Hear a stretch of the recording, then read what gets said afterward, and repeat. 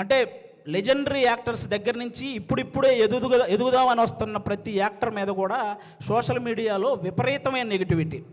అది అది కొంతమందికి ఎంత, ఇప్పుడు నాలాంటి వాడు మీరు చేశారు అనుకో, నాకు పెద్ద బాధ ఏమి ఉండదు, నేను మా ఇంట్లో అమ్మా నాన్నలకు నేను చెప్పుకోగలను, అవేం పర్లేదు నేను చూసుకుంటాను. కానీ కొంతమంది, అందరికీ అలా ఉండదు. కొంతమంది వాళ్ళ పేరెంట్స్ సెన్సిటివ్ అయి ఉండొచ్చు, ఆ పర్టికులర్ యాక్టర్ సెన్సిటివ్ అయి ఉండొచ్చు.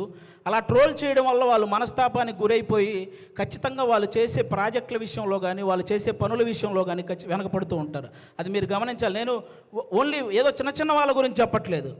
మన తెలుగు సినిమాని ఆల్మోస్ట్ మన దేశాన్ని తలెత్తుకునేలా చేసిన రాజమౌళి గారు లాంటి వాళ్ళే ఒక పోస్టర్ వదిలితే దాని మీద ట్రోల్ చేసి ఆయన్ను కూడా తలదించుకునేలా చేస్తున్నాం.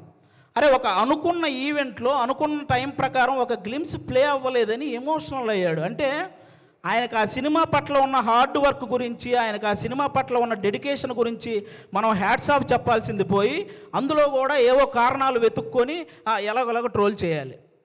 అక్కడ తప్పు జరగలేదు అసలు. ఆయన బేసిక్గా నాకు రామాయణం మహాభారతం అంటే చాలా ఇష్టం అని చెప్పిన వ్యక్తి. అలాంటి వ్యక్తి ఎవరైనా రాముడి గురించి నాకు తీసే అవకాశం వచ్చిందని చెప్పిన వ్యక్తి.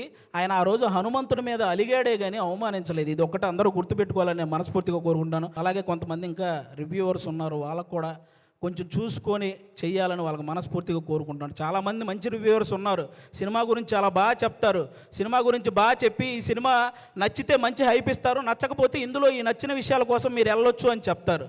అలా చెప్తే చాలా బాగుంటుంది. అంతేగాని సినిమా మీద వెటకారం చేస్తూ రివ్యూలు ఇస్తుంటారు. వాళ్ళకి అర్థం కాని విషయం ఏంటంటే ప్రొడ్యూసర్లు ఎంత నష్టపోతున్నారో ఒకసారి ఆలోచించాలని మనస్ఫూర్తిగా కోరుకుంటున్నాను.